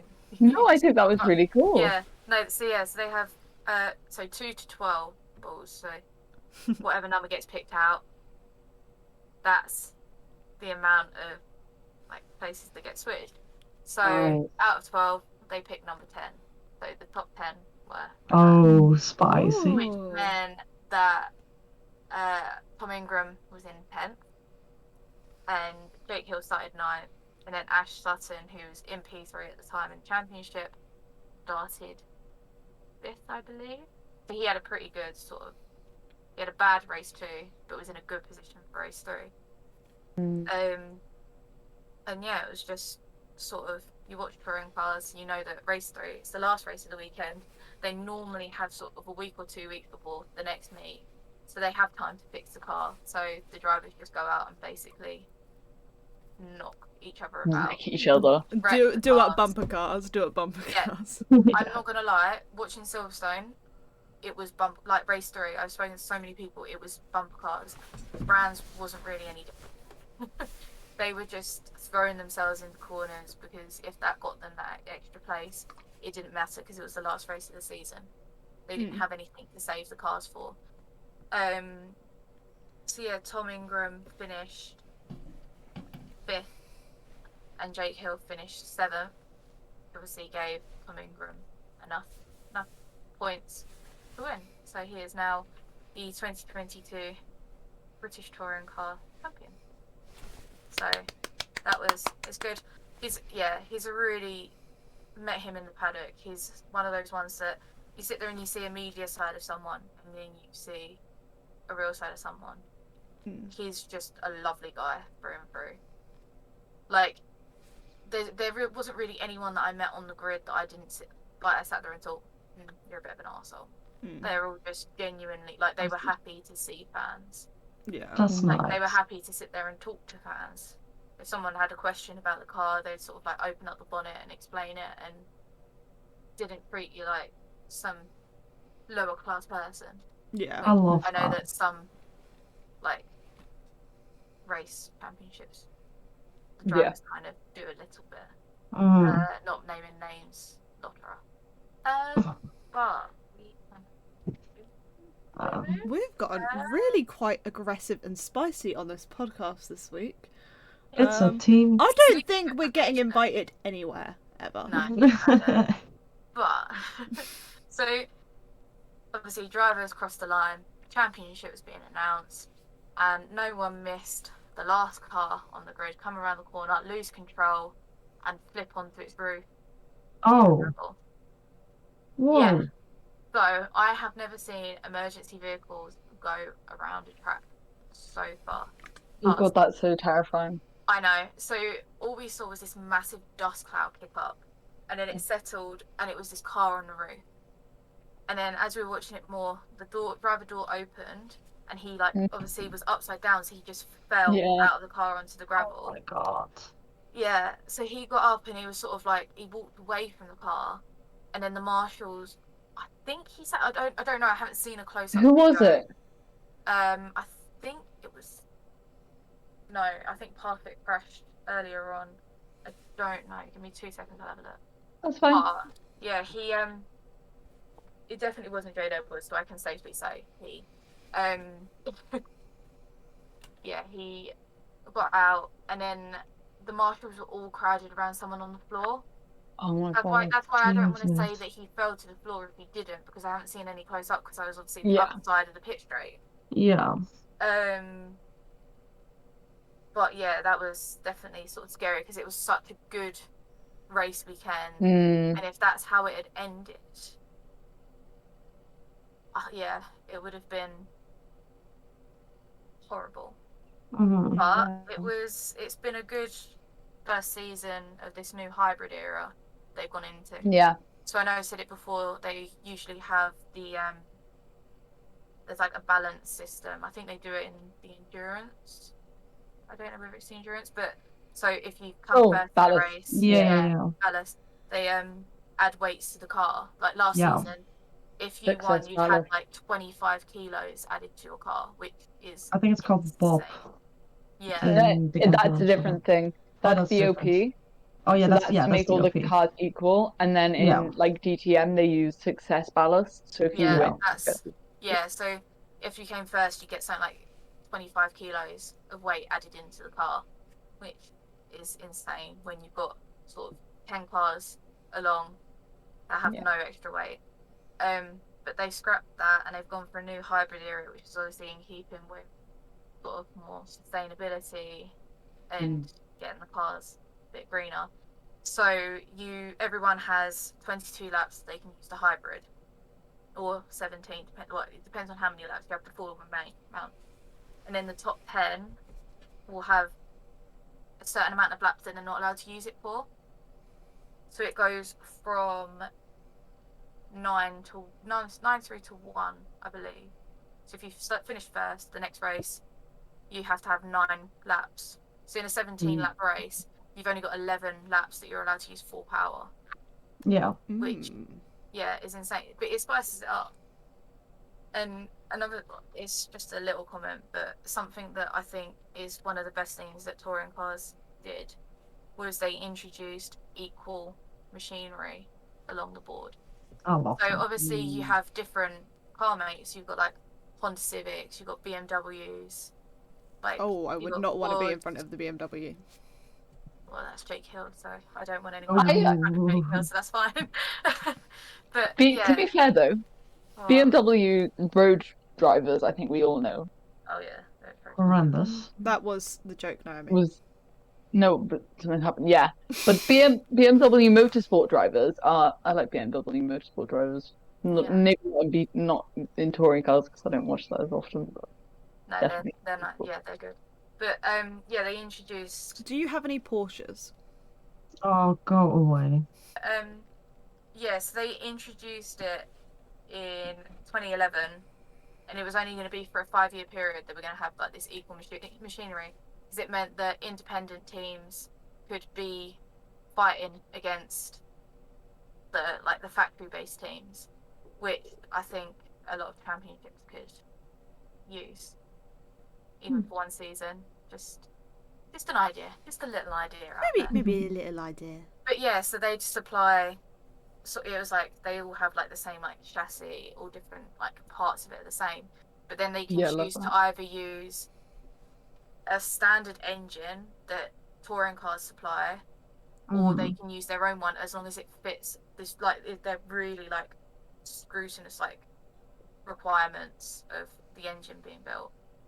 But yeah, they only started it in 2011, and it was initially for a 5-year period, and it's now 2022, and they've now signed a new like contracts and something to have it running until 2026. So obviously the system is working. Yeah. It's why they go into the last race weekend of the season with the championship still to fight, because the machinery is equal. It is more down to the talent of a driver. I love that. I wish every Which at the end of the day that. is what racing originally started as. Yeah, and you can build the best machinery in the world. If you do not have that driver to drive it, it won't go anywhere. Exactly. Exactly. Yeah. But, Amen. yeah. I think the only other thing that I wrapped my head around this weekend was the Porsche Carrera Cup race. I know I sent the love how video you to you wrapped your girls. head around it. Yeah, don't. Oh no, it's two things. One, a car flew today. Wrapped himself around the tree. It flew. Crazy. It flew into a tree. But he I don't know why I read that it was the Porsche Supercar. The back of his car clipped the front of the car behind, and he spun, and as he went backwards, the back picked up over the barrier and just landed in the tree. So that took sort of half an hour because they had to stabilize. Yeah, they had to stabilize the car first because you're sitting there and putting marshals and like technicians and that lot. If that car falls, there was another situation. It wasn't similar, but it was at Brands. I don't know if you remember Celeste, and it was T-Wheel Challenge, and they had that really bad crash that went I remember. Flew straight into the tree. Crazy. And like I was genuinely scared like the driver was gonna get impaled by it. In that one, like that was terrifying. Brands is a brilliant track, but it definitely has its dangerous positions. Which is why, as much as I jokingly say, "Oh my god, I'd love to see F1 cars go around," just like they did, sort of like however many years ago. No, I respect the drivers' lives too much. Like, it would be iconic, absolutely iconic for them to go around, but it's just too dangerous. They'd all 20 cars would be off in that first corner. They'd be off in that gravel trap. But sort of keeping in theme with the Japanese Grand Prix, taking it back a little bit. Yeah, there was a crash yesterday, so Saturday. Sorry, I know this is going out on a different day. On Saturday, there was a crash in the Ginetta Juniors, which they race, I think it's 14 to 17-year-olds are allowed to race, and so they're babies, basically. Oh, Naomi. And one of them got spun around, and then the next one just decided it could go straight into the side of the driver. Oh, dumb. So he got out, but the car was on the inside of the hairpin, and they called out a safety car immediately because Brands isn't a track where you can put out yellows in one sector and then let them race the rest of the track. It has to go to safety car. So they took him out of safety car. As soon as the last car had passed, the tractor came out on track to obviously start mobilising this car out of the way because there was no way that it was getting driven anywhere. But I'll give it to Brands Hatch is that they were safe the entire way through. The safety car slowed down significantly. They crawled past us. Like normally they go slow around the corner anyway, but they crawled past. And the tractor stayed right on the inside, practically off the track. It was just sort of like the crane part of it that was slightly on track, but nowhere near the cars that were going past. There was a marshal, like basically in the post, telling the safety car to pull them out as wide as they could without them going off into the gravel themselves. And yeah, they got it cleared and done in 3 minutes. Like I started a timer. That's really quick. That's so quick. That is really quick. It was in a convenient place. They have they have the sort of runoff bit. It was the other side of the track, so all you had to do was put them back back across the track, but like the hydraulics or something leaked, so there was oil all over the track. So in that 3 minutes, they got the car moved away. There was marshals on track putting out cement dust. That's But it insane. was just, and you sit there and think the size and the scale of touring cars in comparison to other championships. That, yeah, I could go on for days about it, but I'll save us all some time. But yeah, it was an eventful weekend. I think, hopefully, with everyone's permission, I'm going to put a post of sort of some videos and bits and bobs. Got a nice photo of Celeste's fellow Orange Army. But they were cracking me up. I was like, "Can I take a photo?" And they were like, "Oh, we've never had someone ask us to take a photo." Aww. That's lovely. Yeah, the marshals are some of the best thing. Like, it just. At Branch Some of the best Hatch, people. we hear so many stories about the Branch Hatch marshals, and sometimes they come to the circuit on Yeah. Sanford and they tell like their stories, and I absolutely love them. They're Like always, iconic. they're so good. Obviously, with Stanport and dancing marshals, Brands Hatch, we had the sleeping and sunbathing marshals. So there was a red flag for some reason. It was up in the Grand Prix section, and they were down on the Indy circuit, and they were just sunbathing. And it was on TV Mood. for a good like 5 minutes. They would just lay in the sun, and I was like, fair play. Fair enough. They didn't get a lunch Fair break. play. There was no lunch break. They were on from 8 a.m. till 6:30 with no lunch. Yeah. Do you get a lunch break? So Nope. Normally not. no. Do you just not They eat? they scheduled a half-hour lunch break, but because it overran, there was Yeah. no lunch break. Yeah. Do you get Normally like? when we Can you bring like a sandwich in and just like? Yeah, you can like eat in between the sessions. So obviously when one race finishes, the cars have to get like back to the pit lane and a new race series has to get on track. So you have like 5-10 minutes in between those where you can eat and drink and stuff If like you that. say there was a double yellow and you were like really hungry and obviously you've got both hands full because you've got like a flag in each hand, right? Could somebody else feed you food while you're waving the double yellows? No, because the session Oh, is not make a going good on, marshal. and when the session is going on, we always focus on the track and we're not allowed to like look away from the track anytime. So I'd get way too distracted. So I have the attention span of a fucking flea. Yeah. I'd be like, what the fuck's It's going on over honestly- there? the most difficult thing is being on the blue flag, because obviously you look into the directions Yeah. the car coming towards you. So if a car behind you crashes, you hear all the noise, but you're not allowed to look to what's happening because you're on the blue flag and you have to see the cars coming at you and you have to keep watching on them. So you hear the crash, you hear like everything happening, but you can't watch, and that's honestly the most difficult thing. Is that why you Oh, play that's 21 questions stressful. with us afterwards? What? Like, a lot of the time you go, who crashed at this point? Oh yeah, because if I'm on the blue flag, I didn't see it. Yeah, I love a flag Yeah. bit. Yeah, all I done. love playing cars. I'm gonna watch it next season. Yeah. I'm Same. fully convinced. Literally same. The best thing is that it is free to watch. Amazing. It's not. You do not have to pay for a subscription. ITV4, What a sport, honestly. ITV4 show. So they Brilliant. don't show anything on Saturdays, but Mhm. they run from the first support race right through to the end. I love I that. think it's such a good thing because it opens up such an audience. Yeah, Because I'm people aren't definitely going to watching. pay. Yeah, people aren't going to pay for a subscription to a series that they never watched before. yeah, But if you put it on free, then people get into it. And it Definitely. was so busy this year.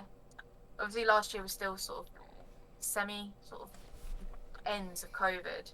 Mhm. So there was sort of like limited tickets. It was very Yeah. sort of, there was no pit walk. Whereas this year it was so good to sort of have an atmosphere back. Yeah. Mhm. Love a Yeah. fucking atmosphere. We love it. So So just one thing to mention is unfortunately I did mention last week Chrissy Roos having serious injuries in the British Superbike accident. Unfortunately he did end up passing away with his injuries, sending our thoughts Yeah. to his family and friends because Definitely. it's a dreadful incident. You know, he's only 26 years old and he like did loads of like stuff with kids. Like he was a teacher. He was fully trained maths teacher alongside his racing. Yeah, he was British Super Sport champion for 2020 as well. So really, really sad. So, Katie? Yeah. The mini challenge, which is one of the support races at the touring cars. Mm-hmm. One of their drivers, Max Coates, was a really, really good friend of his, and his race number for the weekend for the season is 71. But it came over the tannoy that he was running special livery, and there was an adjustment, and he ran the number 69, which was his number in honor of his friend. That's beautiful. That's gorgeous. Which got an amazing round of applause, and as as it should. He was out waving out the door, and the applause, because this kid has lost his best friend, and then the same weekend has to race. And obviously, superbikes go to Brands Hatch. Yeah. So it's really difficult because I think of the superbike paddock. Yeah. Yeah, the superbike paddock is so close, and when I say it's so close, it's unbelievable. And we've had a bad couple of weekends anyway. A lot of bad injuries have happened, and it's just dreadful, and hopefully we don't see that anytime soon again, because it's awful. It's a shame because with bikes and stuff, you can't always there's in F1 you can make safety changes. You can in bikes, but it's a lot harder to do that sort of thing. Yeah, it's really hard to do it. But yeah, sorry to end it on a bit of a bad note, or maybe we should end it on a nice note in memory of definitely sorrows. He was doing what he loved, and he was brilliant at it.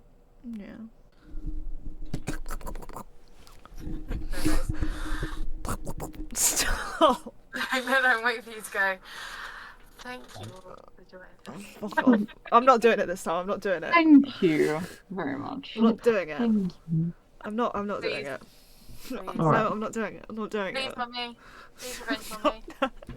Well, I have to do it because I don't know any other way to. For fuck's sake, okay. Thank you. Fuck off. Thank you guys, but stop! Let me say goodbye!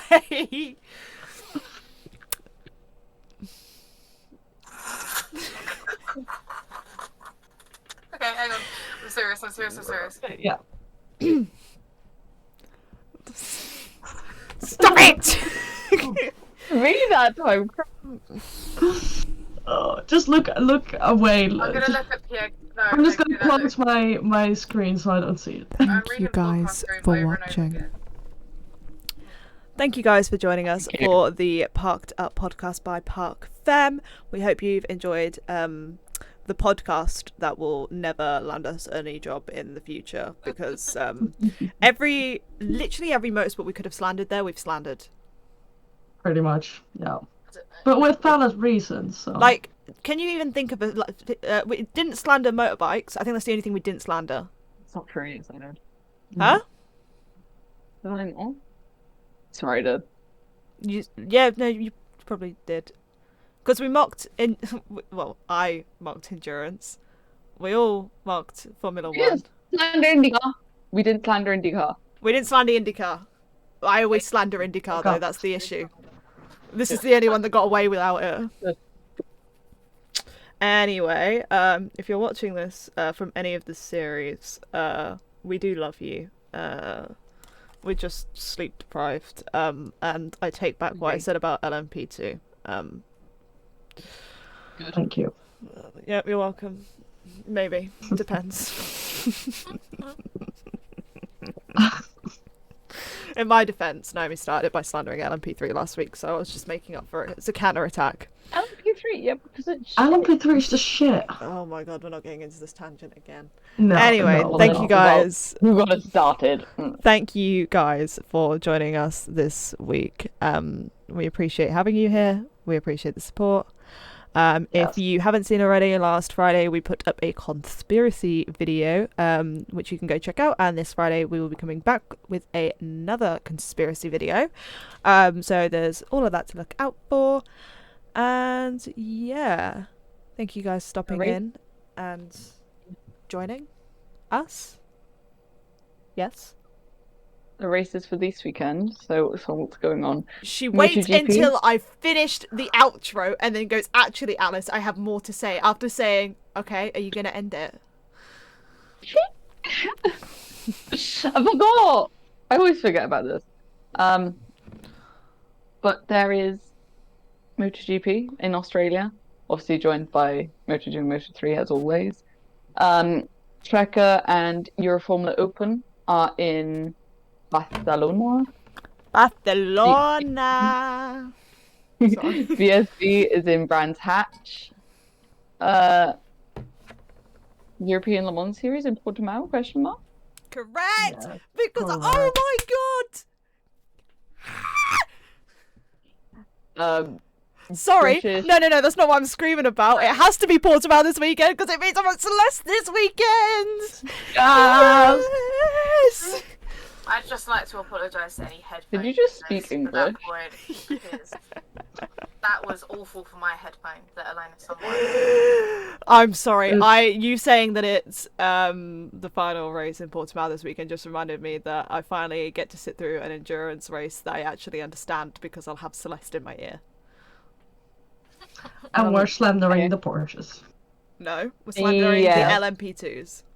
LMP2s. I am anti-LMP2. LMP3. Probably just to be a I am anti. I can't. Look, I'm after it. Oh, There we go. I This didn't side. answer it. Okay, I can do this. I am anti-LMP2. Please let me in. Sorry, this is so funny. Sorry, sorry. I actually am Me too. pro LMP2. I Yeah. am anti LMP3. There you go. You were not at all forced to say that. Thank you very much. British GT is in Donington Park. ADAC Formula 4 is in the Nürburgring, and NASCAR are in Las Vegas. In Las Vegas, baby. And I'm Las done now. Vegas, baby. I'm done now. I'm done now. I am done. Can I finish my outro now? Yeah. Thank you guys for stopping by, joining this weekend. No. Hang on. Thank you guys for watching. We'll see you guys next week for another podcast episode. Bye. Bye. Bye.